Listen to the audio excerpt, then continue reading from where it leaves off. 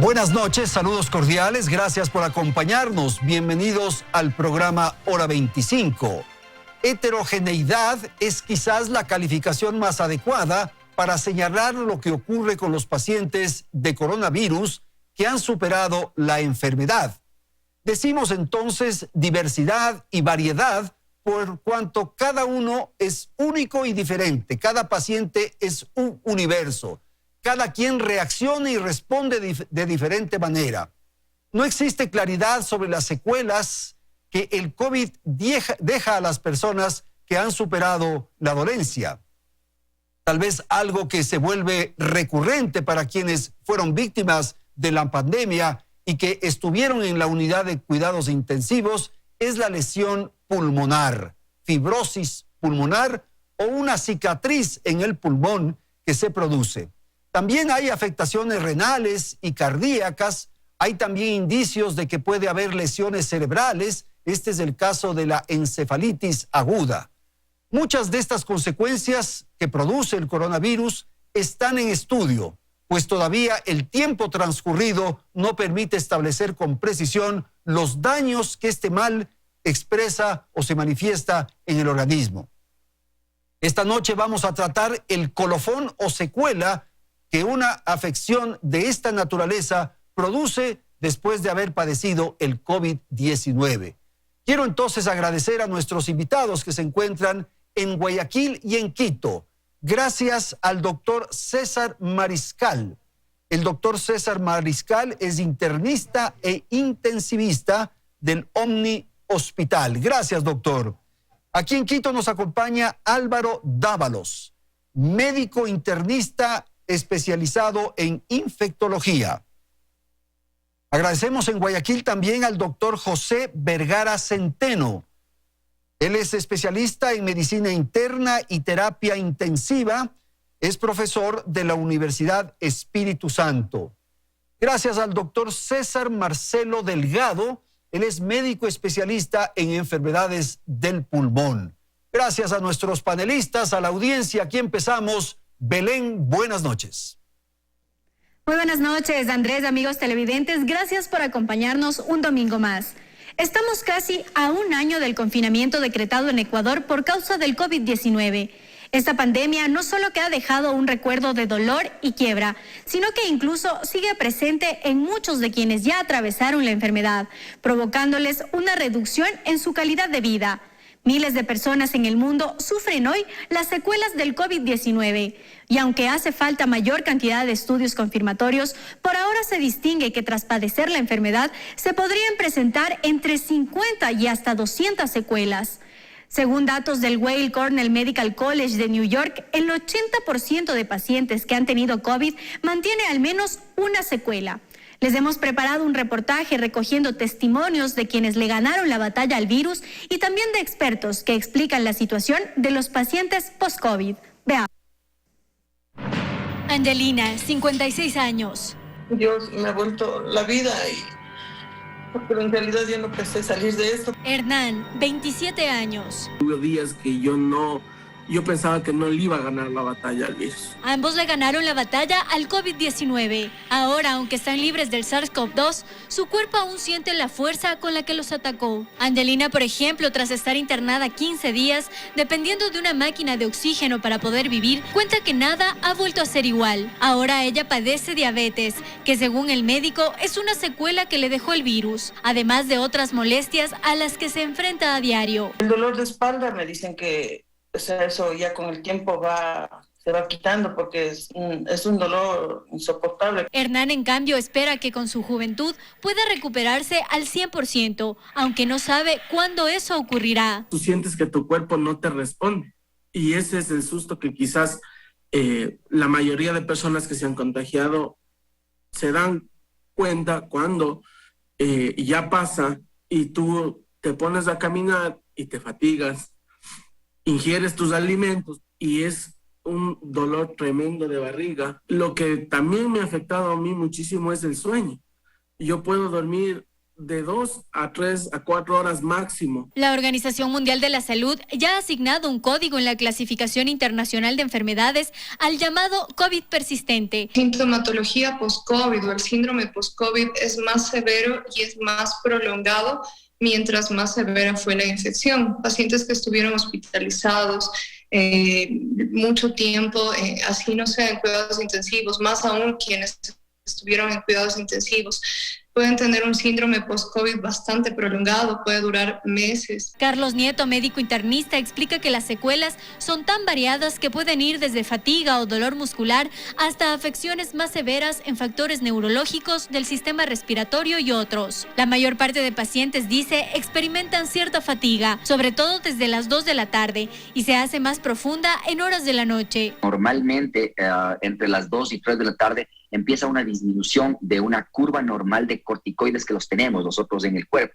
Entonces nuestras glándulas adrenales producen corticoides normalmente en un buen volumen durante el día. Es por eso que se explica que los pacientes tienen mayor cansancio, mayor dolor, a veces sensación de fiebre o molestias a partir de las 2, 3, 4 de la tarde, y por eso el comportamiento sintomatológico es mucho más intenso, inclusive en la noche. Otro síntoma que se convierte en muchos casos en secuela es la falta de gusto y olfato. Y tenemos pacientes de ya 5 meses de no tener una recuperación completa de este tipo de sentidos, e inclusive hay algunos pacientes que recuperan el sentido pero alterado. Entonces hay gente que huele casi todo mal, o que hay unos sabores específicos que cuando es muy cítrico, muy ácido, muy dulce, los pueden notar, pero diferenciarlos en tenues cantidades, a veces no hay la diferenciación adecuada. El aparato respiratorio, sin duda, queda completamente debilitado, explica la experta. Entre las manifestaciones respiratorias está la falta de aire, la sensación de opresión torácica y una que es bastante común, pero no puede ser fácilmente explicada por los pacientes, que es la sensación de no terminar de inspirar profundo. Y bueno, la tan conocida fibrosis secular, que es una fibrosis segmentaria. Los médicos recomiendan entonces chequeos constantes después de atravesar la enfermedad, que en muchos casos se niega a desaparecer completamente. Bien, vamos a empezar entonces la conversación con nuestros panelistas. Voy a dar la palabra para iniciar esta conversación. Voy a dar la palabra, al doctor César Mariscal en la ciudad de Guayaquil. Acabamos de ver este reportaje, doctor. ¿Usted advierte o qué nos puede comentar sobre esto que uno podría pensar es que la recuperación al 100% se vuelve muy compleja después de haber tenido COVID-19? Buenas noches, doctor. Hola, buenas noches con todos. Un gusto estar acá y compartir en el estudio localmente con Pepe Vergara y los colegas de Quito. Mire, el tema es así.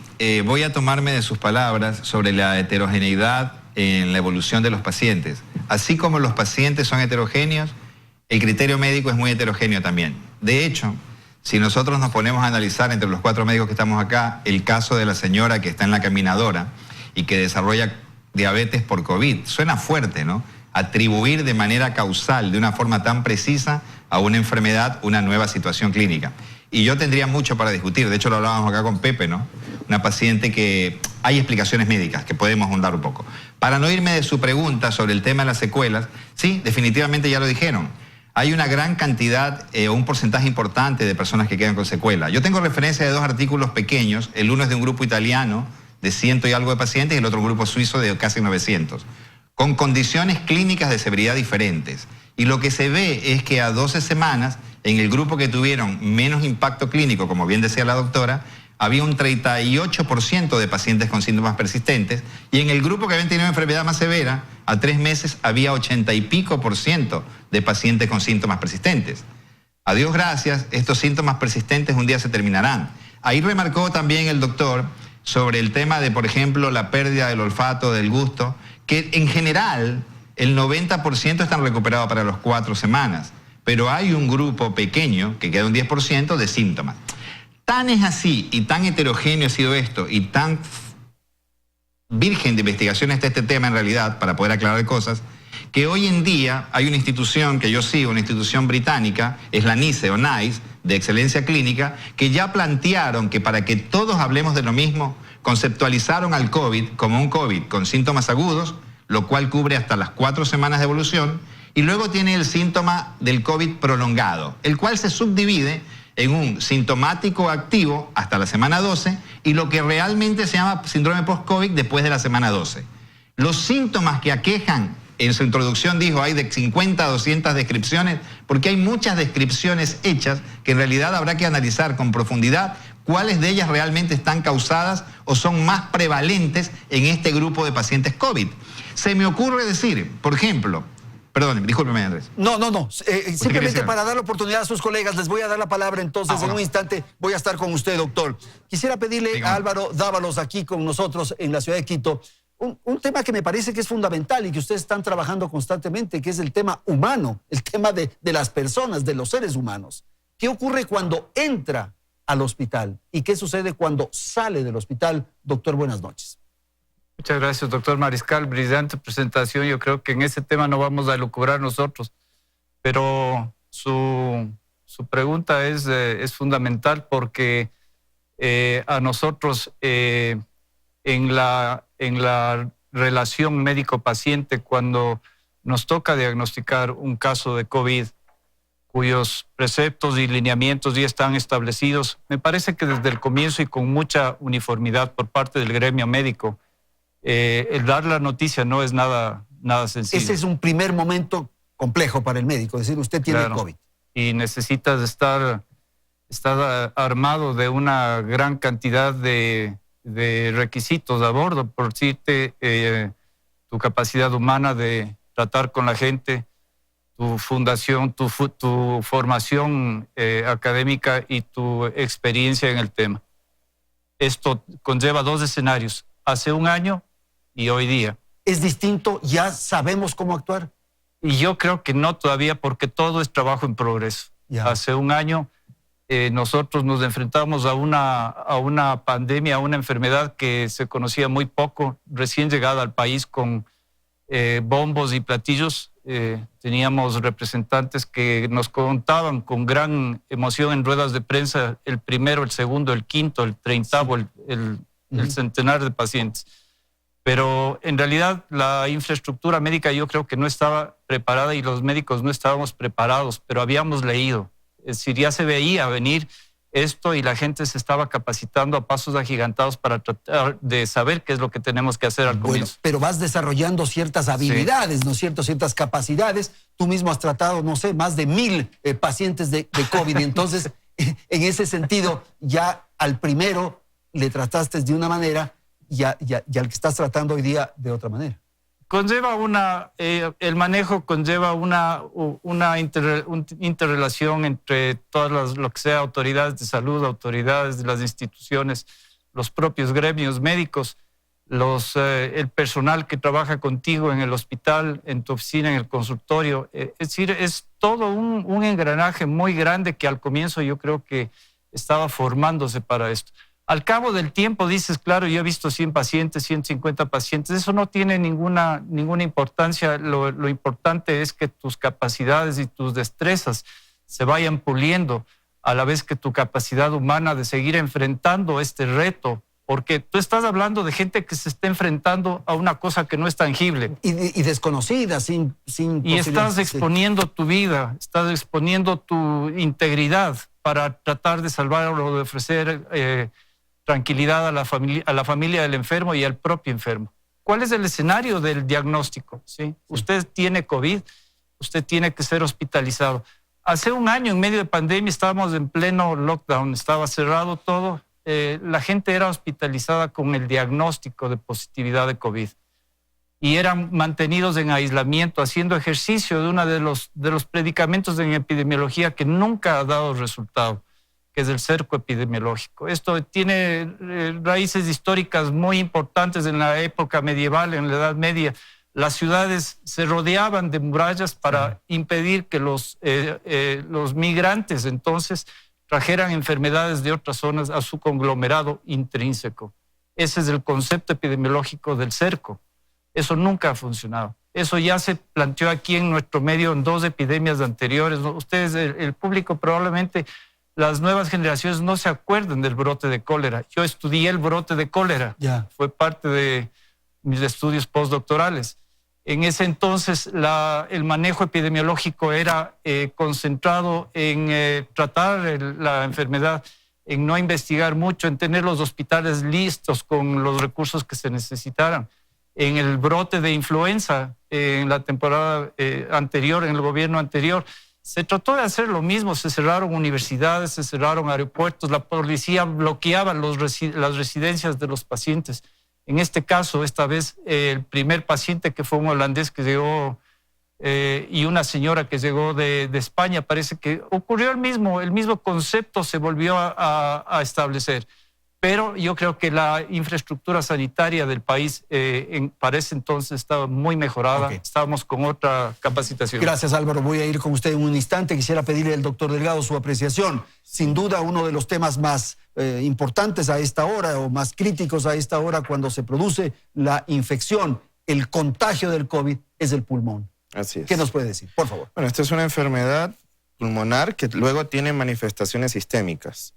Tiene 3 fases bien definidas, una fase viral, y esto es muy importante tenerla clara porque en esta primera fase hay replicación del virus dentro del organismo, se comienzan a presentar síntomas muy indiferenciables de otros procesos virales como la influenza, es decir, toma del estado general, dolores musculares, dolor de garganta, dolor de cabeza. Acá el virus se está multiplicando. Es muy importante porque tiene una implicación terapéutica. En la primera fase no se deberían usar medicinas como corticoides, por ejemplo, que ayudan mucho en la segunda y la tercera, pero que pueden aumentar la replicación viral y traernos complicaciones. Usted decía que el virus se está multiplicando. Sí, se está multiplicando en el pulmón. En el pulmón. Fundamentalmente. O primero en el pulmón. Entra por la vía respiratoria alta y generalmente se multiplica en el pulmón. Los neumocitos tipo 2, que son células alveolares, son las que tienen receptores específicos para ligar al virus. Pero luego puede aparecer, y solamente en el 20% de la población, una segunda fase ya pulmonar, donde ya se ven cambios de neumonía, porque neumonía es inflamación del pulmón, en este caso por el virus, y en un porcentaje ventajosamente muy pequeño, la mitad de los que hacen la fase pulmonar hacen una fase de hiperinflamación. Y ya es esta inflamación que está produciendo el cuerpo la que ataca al pulmón y la que puede atacar a otros órganos como el cerebro, como el corazón, como el intestino. Y en la fase de hiperinflamación son los pacientes que ya pueden tener un riesgo de un compromiso crítico de cuidados intensivos y demás. Después de haberse inflamado el pulmón, como usted lo señala, quedan secuelas, quedan daños. Por supuesto. ¿Qué quedan? ¿Cicatrices, lastimaduras? ¿Cómo? No sé. Quedan cicatrices. Nosotros podemos usar un término que es muy general, que es el tema de la fibrosis, pero en realidad hay distintas manifestaciones fibróticas o cicatrizales en el pulmón, tomando en cuenta también que en esta fase de hiperinflamación pueden haber sobreinfecciones o daños de otro tipo, sobre todo en la gente que ha necesitado de estar con soporte ventilatorio invasivo, conectado a un respirador. Entonces se comienzan a sumar el daño inflamatorio, el daño del propio ventilador, el daño de infecciones superpuestas, y al final queda un pulmón con secuela. ¿Y se puede recuperar, se puede curar ese pulmón? Todo depende del tipo de secuela. La dimensión, la magnitud del daño. Por un lado la magnitud y por otro lado el tipo de secuela. Y existen cerca de 100 enfermedades distintas pulmonares antes del COVID con fibrosis en su curso, y hay una sola de estas enfermedades que se llama fibrosis pulmonar idiopática. Esta es una enfermedad progresiva, una enfermedad degenerativa. Entonces, cuando hablamos de me quedó fibrosis luego del COVID, hay que tener mucho cuidado. Hay que poner atención ahí. Porque hay que diferenciar de la fibrosis progresiva, que es una cosa muy distinta del COVID, a la secuela, que generalmente es estacionaria con un potencial de recuperación. Ok, gracias, doctor. Vamos a ir nuevamente a Guayaquil con el doctor José Vergara. Doctor, quisiera su opinión de lo que han dicho sus colegas, sus compañeros, tal vez recogiendo algo que señaló el doctor Álvaro Dávalos, en el sentido de que cuando empezamos probablemente no teníamos las habilidades, las capacidades, la experiencia en definitiva, y que en el transcurso de este año hemos ido desarrollando. ¿Cómo ve usted, quien estuvo quizás en uno de los primeros casos atendiendo, si es tan amable? Buenas noches. Buenas noches y gracias por la invitación a compartir con los colegas y acá en el set con un amigo personal como César Mariscal. Interesante el aporte de los colegas y gracias por permitirme de alguna manera dar una opinión en función de lo que ellos ya han hablado. Para comenzar, comienzo por lo de César. Concuerdo plenamente de la heterogeneidad de la presentación de la enfermedad. La probabilidad de que tenga secuelas no es que va a haber secuelas, pueden haber secuelas. Y la misma heterogeneidad de la enfermedad en la interpretación de nosotros los médicos con respecto a este tema, donde nos permitimos tal vez dar opiniones más allá de lo que la evidencia nos pone enfrente. Con respecto a lo que decía el doctor Delgado, es interesante, a mí sí me gustaría enfatizar dos cosas, como muy bien él lo decía. Muchas patologías que llevan al paciente al ventilador mecánico terminan con secuelas orgánicas, secuelas morfológicas, puede llamarle en principio fibrosis para tener un término para compartir, y no necesariamente es el virus en sí quien lo lleva a la misma, sino además la lesión asociada a una forma de ventilar, de respirar totalmente anormal. Los seres humanos respiramos en forma negativa, ¿sí? Y cuando nos conectan a una máquina, esta máquina nos infla en forma positiva y esto solamente ya se asocia con una lesión. Con respecto al doctor que mencionó el tema inicialmente del manejo, estoy totalmente de acuerdo con él, pero le tengo que comentar. Yo dirijo el posgrado de Medicina Crítica y Terapia Intensiva de la Universidad de Espíritu Santo, acá en Guayaquil. El 70% de mis posgradistas son de todo el país, fuera de Guayaquil, en varias unidades docentes. Y si hay algo que realmente puedo rescatar de ese personaje médico, de ese profesional, es que independientemente de las desventajas con que se vivió el inicio de la pandemia y se sigue viviendo, el profesional intensivista, aquel que está en cuidados intensivos, yo siempre le recalco conceptos básicos, lógica, sentido común y compromiso con el paciente. Y si hay algo que ese médico joven que está al lado de la cama del paciente ha demostrado, es compromiso con el paciente, independientemente del riesgo que corre. Las estadísticas son conocidas, no es desconocido para nadie. 4 de cada 10 médicos o 4 de cada 10 personal de la salud se ha contagiado y se ha enfermado. Yo mismo fui un paciente una semana en cuidados intensivos y con todo el horror que significa recibir una terapéutica que ahora en día no se la damos a nadie. Ok, gracias a los doctores por esta primera exposición. Voy a ir a un corte comercial, retornamos enseguida para continuar con la segunda parte de Hora 25.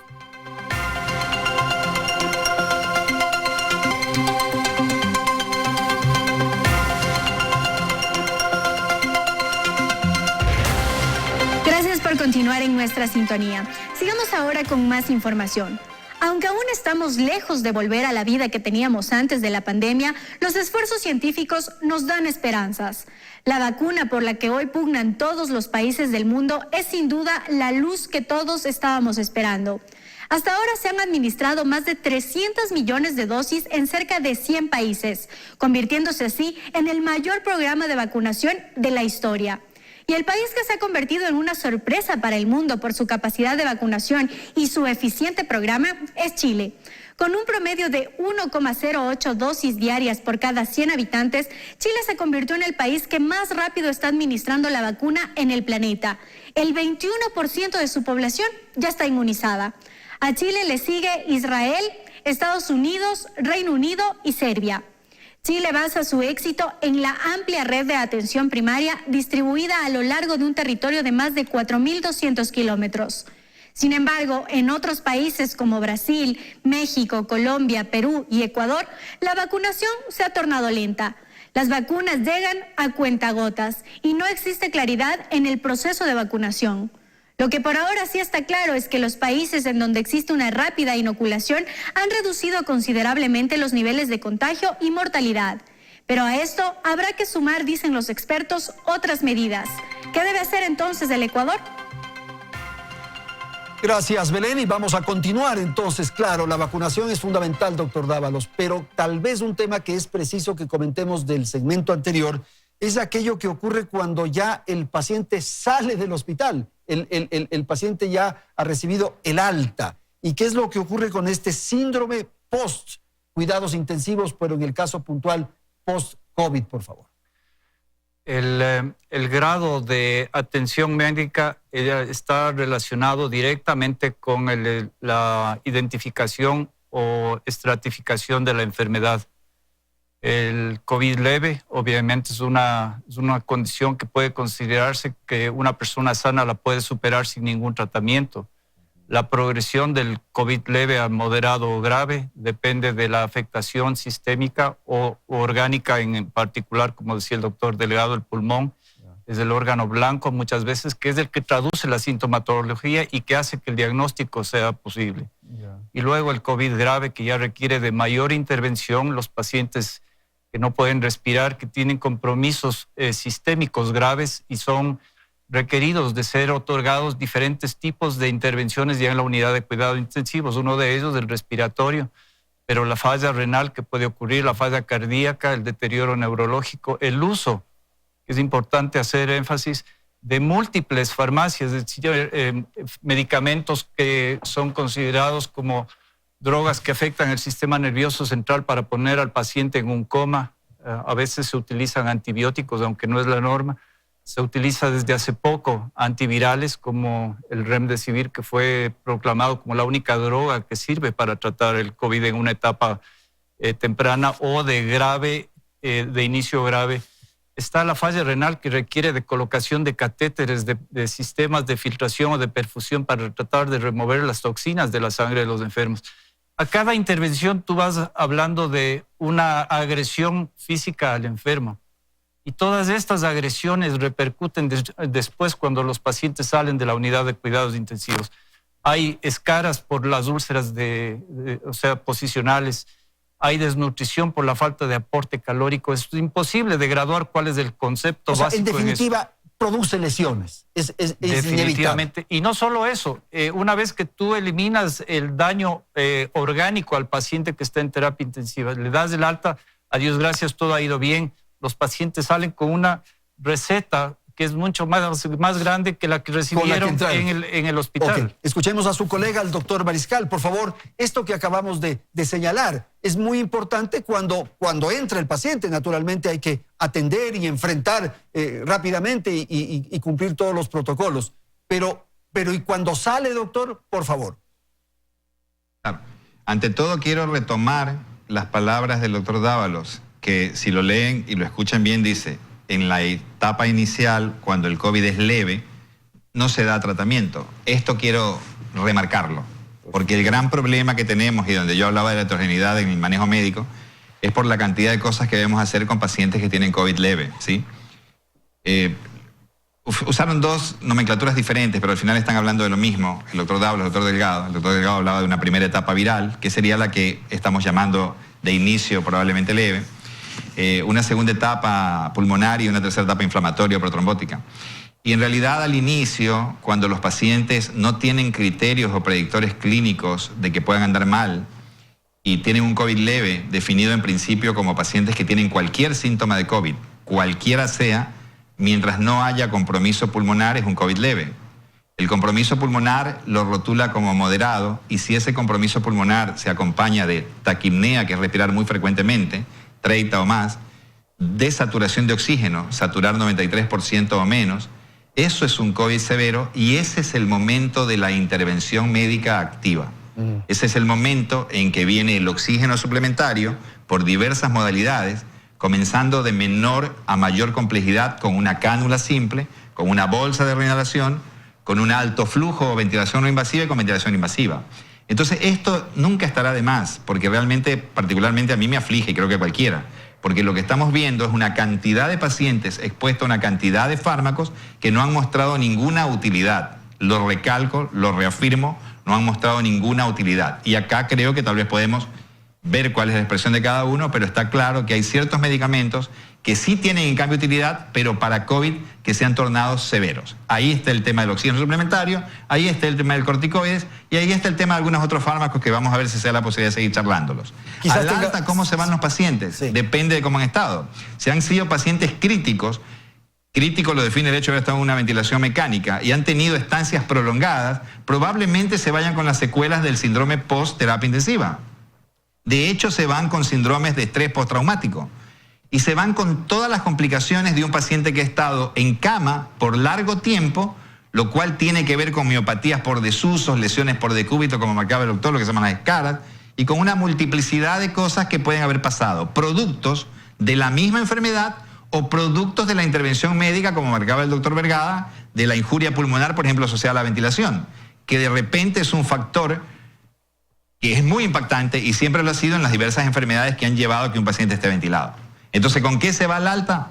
Depende. Muy probablemente muchos no se vayan con nada y algunos se irán con un tipo de sostén que en realidad pretende ser holístico en el sentido de que sea no solo orgánico, sino a todo nivel, ¿no? A nivel mental, a nivel espiritual, a nivel de todo tipo, para tratar de contener al paciente que ha estado con una internación prolongada en un medio tan inhóspito como es la terapia intensiva.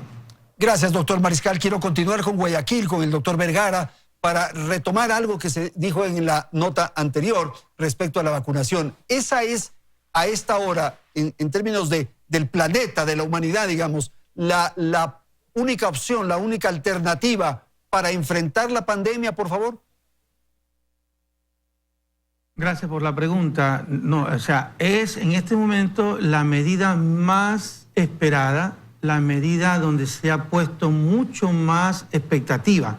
Pero no hay que olvidar que debemos continuar utilizando las medidas de prevención. Continuar utilizando las medidas de prevención es fundamental. Aún inclusive después de que se pone la primera dosis, debe utilizar las medidas de prevención porque el desarrollo de inmunidad, el desarrollo de la presencia de los anticuerpos contra este elemento que le llaman la espícula del virus, va a tener un tiempo, ¿sí? Entonces, hasta que eso suceda, hasta que usted reciba una segunda dosis, hasta que tenga unos niveles adecuados de anticuerpos, las medidas de bioseguridad son fundamentales. Está claro que en cuidados intensivos ya no nos vestimos como astronautas, ya no estamos haciendo eso. La gente, inclusive, el uso de guantes está limitado para ciertos manejos especiales en el paciente y no continuamente, porque eso llevó a una falsa seguridad y a una transmisión horizontal de enfermedades que complican la evolución del paciente. La vacuna es en este momento nuestra mayor expectativa y ya nadie discute qué vacuna, lo que la gente quiere es vacunas. Y ahí es donde está enfocado ahora la situación. Ya vemos que hay muchas vacunas, varias, que todas han demostrado efectividad en el desarrollo de inmunidad y que están ya avaladas por organizaciones internacionales como la OMS. Entonces, de donde venga esta, si está avalada, quiero que me la pongan. Esa es ahora probablemente lo que la gente está diciendo y pensando. Ok, gracias, mi doctor. Voy a ir con el doctor Delgado, su apreciación de lo que han dicho sus colegas, tal vez incorporando un elemento. ¿Hay la posibilidad de poner alguna barrera? Esto uso mis palabras, no soy científico, una barrera para que no entre el virus al pulmón. Claro. Eso solo se llama la mascarilla. La máscara, solamente por supuesto. Esa es la máscara que tiene, pues, para su verdadera efectividad en la población, debe tener un sentido comunitario. Porque la máscara que yo me pongo es para proteger a la gente con la que yo estoy a mi alrededor. Bueno, usted se protege, sí, y me protege a mí. Por supuesto, pero es distinto. Cuando yo estoy en un entorno hospitalario, veo a pacientes que están ventilados, agudamente enfermos, el nivel de protección es distinto. Cuando estoy en el ambiente, cuando voy al mercado, cuando salgo a un espacio público, la máscara, claro, me protege, por supuesto que sí, pero principalmente tiene un impacto comunitario cuando se usa de manera global.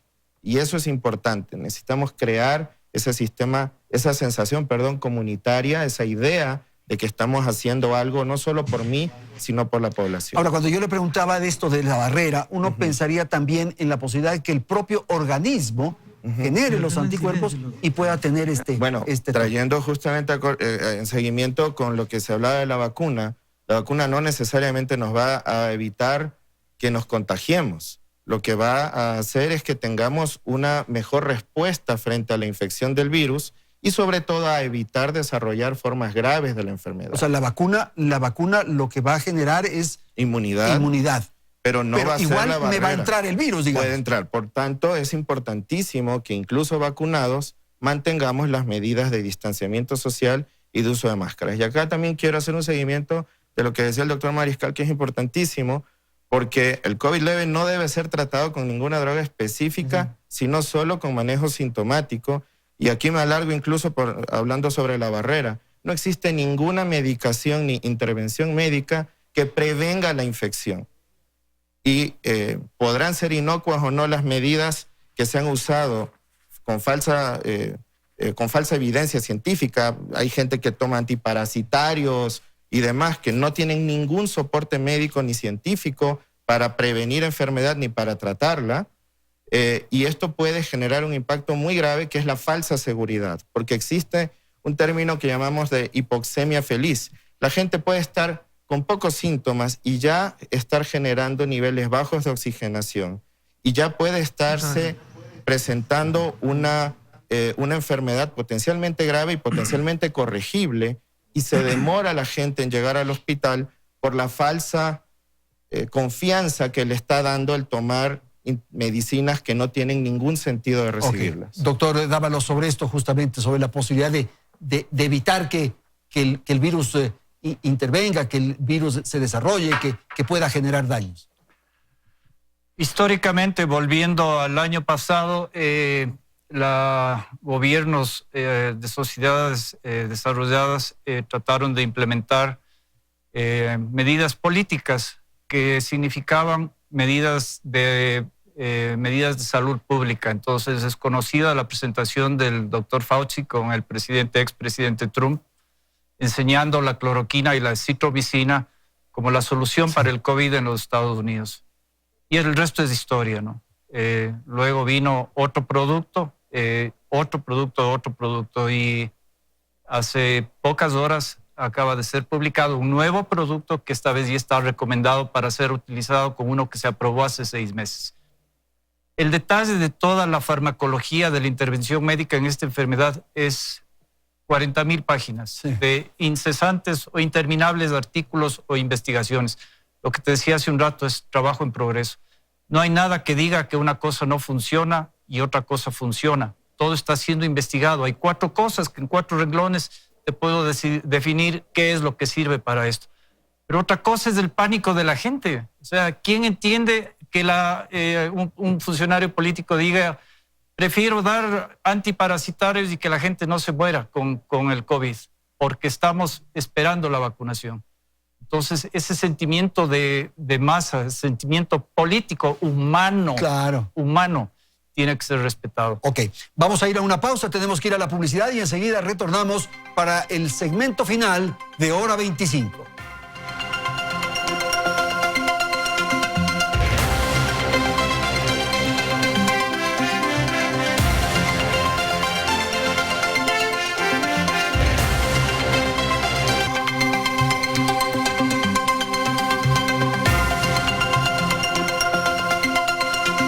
Ok, vamos a continuar con la tercera parte del programa y quiero ir con el doctor Vergara. Doctor Vergara, en esta idea de lo que ocurre, de las secuelas que produce y de los problemas que se presentan, tal vez señalar algunas recomendaciones, algunas ideas generales. Hemos insistido que cada uno es cada uno, como se dice, pero tal vez en términos generales, ¿cómo recomendar o sugerir ideas? Por favor, adelante. Bien, en términos generales, cuando el paciente sale de UCI, ¿sí? Y tomando un poco la pregunta que le hacía a los colegas previamente, el paciente se va con la medicación de dos aspectos. El primero, se va con la medicación habitual que él tomaba, porque es muy común que vengan tomando medicación por hipertensión, diabetes o cualquier otra enfermedad acompañante que tienen. Y lo otro es si se llevan a casa un medicamento. Por ejemplo, Si salen rápidamente, cuando hablaron del tema de los corticoides, ya hay algunos que salen de UCI y que aún tienen que completar este esquema de corticoides por 7 o 10 días. Puede ser que vayan a la sala con ellos, pero a la casa no se deben ir con ese medicamento. Probablemente muchos pacientes quedan con una tos irritativa y van a casa con un antitusígeno. Eso con respecto a la medicación, es decir, se van con un tipo de medicación que era la que ya tomaban antes y la siguen tomando, y alguna que otra que van a continuar, pero al igual que lo decía César y el doctor Dávalos, debería ser mínimo la cantidad de medicamentos que lleven, medicamentos nuevos a tomar. Por otro lado, la recomendación personalmente, lo que estamos haciendo con nuestros pacientes que van a casa y que han estado graves, son retomar dos aspectos fundamentales: la recuperación con terapia respiratoria y la terapia física, que es la principal herramienta para tratar la debilidad neuromuscular del paciente crítico. Usted no se imagina la cantidad de masa magra que pierden los pacientes cuando están en cuidados intensivos. Yo estuve internado una semana y perdí 8 kilos de peso. 8 kilos de peso en una semana sin tener una enfermedad grave, sino una enfermedad moderada. Bueno, conceptualmente era grave porque ya estaba con oxigenoterapia realmente, pero no llegué a estar intubado ni ventilado. La pérdida de masa magra es importante. Entonces, la recuperación de esa masa muscular, el ejercicio y la rehabilitación física, no solamente que lo ayudan a recuperar su masa, sino que lo ayudan a reintegrarse a su hábitat. No hay nada más positivo para un paciente que sale deprimido, que puede salir con ansiedad, que sale con un estrés postraumático, que el hecho de que tenga una terapia física, una rehabilitación física que lo hace interactuar con toda una estructura que le da acompañamiento. Nosotros tenemos ya varios pacientes que venimos siguiendo, como usted bien lo dijo. Me tocó atender la primera paciente desde el año pasado y ya tenemos un buen tiempo, como todos los médicos en Ecuador, viendo estos pacientes. Y estamos haciéndole a los 2 meses una evaluación que le hemos dado por llamar evaluación pulmonar post-COVID. Incluyen algunas evaluaciones funcionales del pulmón de este paciente. Y realmente es menos lo que encontramos, inclusive cuando uno pensaba que iba a encontrar mayor daño. Algunos médicos en las tomografías tenían lesiones muy importantes, y lesiones que parecía que esto iba a darle una mala evolución a los 6, 9, 12 meses. Sin embargo, el seguimiento a los 2 meses no fue así. También pacientes que tienen poca afectación pulmonar en la imagen tomográfica tenían secuelas importantes a los 2 meses. Okay. Recién los vamos viendo ahí, estamos tratando y estamos haciendo un seguimiento con la idea de presentar los datos. Gracias, doctor Vergara. Voy a dar la palabra al doctor Mariscal, si es tan amable, para continuar en torno a esto que acabamos de escuchar y esto que lo han señalado sus colegas del síndrome post-COVID-19. Por favor. Sí, como que, bueno, hoy ha sido un día en el que reafirmo, ¿no? Le doy una nueva patada a la pelota para el gol, digamos, pero realmente es así, lo que dice Pepe es tal cual, ¿no? Esta disociación que hay entre lo que el paciente subjetivamente dice que tiene y lo que uno hace objetivo en los métodos de diagnóstico complementario que son objetivos. Básicamente, cuando él se refería a pruebas funcionales, está hablando en principio de un examen funcional respiratorio, lo que se llama una espirometría, y potencialmente de una difusión de monóxido de carbono, más una tomografía de tórax con cortes de alta resolución. Eso hace uno ante los pacientes que tienen síntomas prolongados a nivel respiratorio. Y desde ya que los síntomas más prolongados son los de nivel respiratorio. Son la fatiga, la sensación de disnea y el dolor torácico. O lo que comentaba la doctora, esta sensación de no poder inspirar en profundo, ¿sí? Entonces eso es muy común, entre 30 y 80% según las series y según la severidad que hayan tenido. Y lo que sí quisiera retomar para que quede es este tema de que, como se está estudiando esto siempre activamente, hablemos de que hay síntomas que están dentro de lo que se llama COVID agudo, que se entiende pueden estar hasta las 4 semanas. Que hay síntomas del COVID agudo, pero ongoing, lo que serían como progresivos o persistentes, hasta la semana 12, y que después de la semana 12 hay un porcentaje de pacientes que son los pacientes realmente con síndrome post-COVID, de momento, así se estableció para poder conceptualizarlo, el síndrome post-COVID que tienen síntomas también. De estos pacientes, ¿cuántos tienen realmente una secuela importantísima a nivel pulmonar? Lo decía el doctor Delgado, esta es una causa más de fibrosis pulmonar segmentaria, como es causa de fibrosis pulmonar muchísimas infecciones, fármacos y tantas cosas. Y él bien lo definía, pero para que se entienda, la comunidad lo entienda, cuando decía, es distinto que la fibrosis pulmonar idiopática.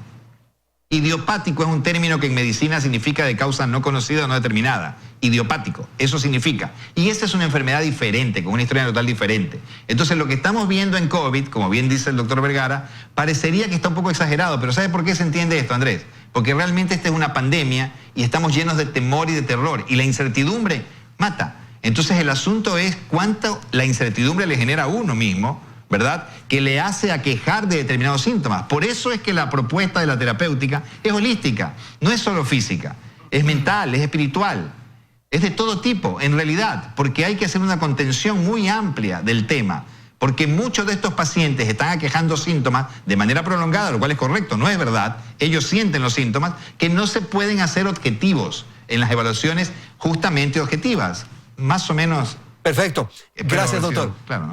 Por favor, doctor Delgado, si quiere continuar con lo que... Sí, por supuesto. Básicamente también dejar claro que el COVID agudo, que dura un mes, puede durar un mes, pero el tiempo de contagio es mucho más corto que esto. Y luego el COVID en curso, que puede durar hasta 3 meses, es decir, síntomas que persisten hasta 3 meses, tampoco hablan de la actividad viral ni de infección, y simplemente son molestias que pueden persistir a lo largo del tiempo. Otra cosa muy distinta con el post-COVID es que hay que diferenciar de pacientes que quedaron con una secuela verdadera pulmonar, con unos pulmones que trabajan al 50% de lo que previamente venían haciendo debido a la cicatriz. Esos pacientes necesitan un enfoque específico. En el mundo ideal, incluirlos en ensayos clínicos y probar medicinas para tratar de recuperar esa secuela que pueden quedar, identificando muy bien los subtipos de secuela que puede haber. Pero en el post-COVID también pueden quedar síntomas que no necesariamente reflejan un daño permanente en el pulmón. Esos síntomas de fatiga muscular, de desacondicionamiento muscular, pero mucho ojo, porque todos estos pacientes, aunque no tienen ya la fase aguda de un virus, no contagian y demás, deben tener evaluaciones médicas y seguimiento para descartar complicaciones raras pero graves, como problemas cardíacos, por ejemplo. Entonces, en conclusión, tranquilidad, porque pueden haber síntomas persistentes sin que necesariamente traduzcan una enfermedad activa o permanente, pero sí evaluación médica en este sentido. Ahora, para la gente que tiene secuela importante, ya sea muscular, sin pulmón o con afectación pulmonar importante, ya desde hace 30 años los neumólogos venimos haciendo un programa que se llama de rehabilitación pulmonar para la EPOC, para las otras formas fibrosantes pulmonares, un programa justamente de trabajo de reacondicionamiento físico, soporte multidisciplinario, nutricional, psicológico, y esta estrategia de rehabilitación pulmonar les está sirviendo mucho a los pacientes que han tenido secuela. En muchos centros se están replicando en Guayaquil, acá en Quito mismo, nosotros lo estamos haciendo, y debemos sí identificar e individualizar a cada paciente que tiene síntomas persistentes, darles la tranquilidad de que tal vez no hay una enfermedad estructural cuando no es así, y ponernos a identificar qué estrategias podemos usar para poderles generar un beneficio y la mejor recuperación. Seguro. Para que puedan estar incluidos en su vida, en su actividad profesional. Okay. Doctor Dávalos, la palabra para usted, para que continúe con esto, y el tema de la recuperación finalmente, que eso es lo que se aspira, por favor. Esta es una definición que surge del sistema médico británico. Una nota informativa aquí, varios países o comunidades europeas o miembros de la comunidad europea son países que tienen sistemas de medicina socializada. Entonces, el enfoque holístico que decía el doctor Delgado se puede implementar a expensas de cubrir todas las necesidades que permitan que este servicio nuevo que se ha denominado de recuperación. Recuperación. Sí. No es, antes se veía sala de recuperación. Sí. Pero ahora se pretende integrar todas las áreas involucradas en el manejo de este síndrome de post-COVID, que implican cirujanos, neumólogos, cardiólogos, psiquiatras, psicólogos, hasta el departamento financiero, porque es gente que ha pasado metida en un ambiente como de una pseudo prisión, aislado de todos sus afectos, de todas sus necesidades y de todas las cosas que le prodigan satisfacción. Y entonces hay necesidad de desarrollar toda una propuesta de recuperación. Exactamente, y ese es un término fabuloso que yo creo que sin discusión engloba que todas las áreas médicas estén integradas tratando de buscar con el único propósito de aliviar al enfermo, evitar las secuelas y mantener la salud de los enfermos que han pasado por estos escenarios. Lo que decía el doctor Delgado hace poco es que los pacientes salen con múltiples deficiencias, sean respiratorias, es una enfermedad que afecta al órgano blanco, que se llama, es decir, afecta al corazón y no afecta al pulmón, y muchas veces no afecta al cerebro. Pero el universo general, la afectación inflamatoria sistémica, la afectación del sistema de coagulación, hace que hayan secuelas que son notorias en el futuro cercano. Otra cosa, la farmacología o la farmacopea o el uso de múltiples fármacos tiene que ser chequeado. Porque si tú das un medicamento, los Estados Unidos ya ha generado este término de drogas que no se necesitan o drogas que reaccionan con otras y que deben evitarse en la fase de recuperación. Entonces, todo paciente que salga con una lista de 20 fármacos tiene que recibir esa inspección final por parte del especialista, que va a recibir y a manejar clínicamente al paciente en el área de recuperación. Conste que digo de recuperación, no digo de hospitalización. El concepto es muy humano, muy práctico. Sí, muchísimas gracias a los doctores que han estado esta noche aquí en nuestro programa Hora 25. Agradezco a César Mariscal, Álvaro Dávalos, José Vergara y César Delgado. Gracias a la audiencia también que nos ha seguido. Felicidades. Hasta la próxima semana.